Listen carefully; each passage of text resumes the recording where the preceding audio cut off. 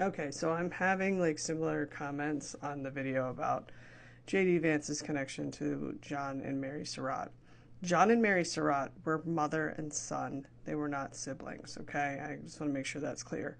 John Surratt, his father's also name was John. So Mary Jenkins married John Harrison Surratt, okay? And they had John Harrison Surratt Jr. John Harrison Surratt Jr. and Mary Surratt conspired with Wilkes Booth. This was well after John Harrison Surratt had died. Okay? He wasn't even here in the picture. He died of a heart attack early on, or stroke, or something like that. So, was not part of this. Okay? The other thing is that people are nitpicking the dates and spaces and time. Here's the fun facts about this time frame in the colonies of America, is that they didn't give two fucks about the women.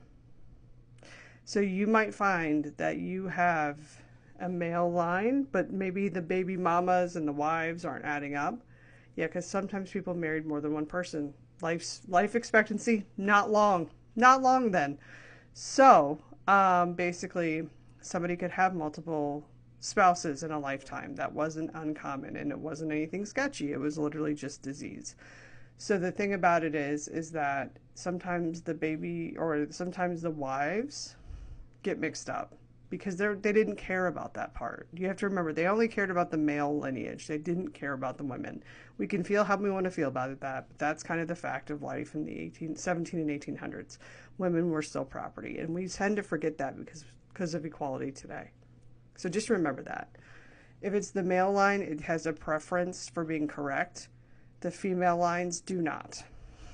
And that's an is thing. That's an is thing across genealogy for the most part. We have kind of ballparks more than we have actual dates for a lot of these people that are otherwise just kind of there, but they existed, but they were just regular folk. One of the other things is people asking me why this matters. This matters because it gives you context to the Trump regime. It gives you context as to why the Heritage Foundation plucked him out of Middletown, Ohio, of all places, and made him somebody fucking special. That's why. He's the prodigal son for their movement. They are trying to rise the South again. Where John Wilkes Booth failed, they are trying to rise again. I don't know how else to explain this than that. The other thing too is, having context. You have to remember, a lot of the times people of color already have the context that people of my shade don't understand till it smacks them in the face. This would be the moment that smacks you in the face. So if you couldn't figure out what was up from the context clues, there's the context. And the reason why it's important to know this from the sitting Vice President of the United States is because he is the sitting Vice President of the United States. And he was plucked out of nowhere and made into the sitting Vice President of the United States. So in other words, if he had known this and acknowledged it and said, hey, I descend from these people, let me just go ahead and get ahead of that. Let me just talk about it. I don't agree with this viewpoint. I think that their views were abhorrent, but you cannot change who you're related to. We all have somebody in our past that's fucking embarrassing to be related to. We all do. If anything, that would have made him a more relatable human. That would have made him into somebody that everybody can be like, yeah, that does suck. That's like the luck of the draw. But instead, he chose to hide it.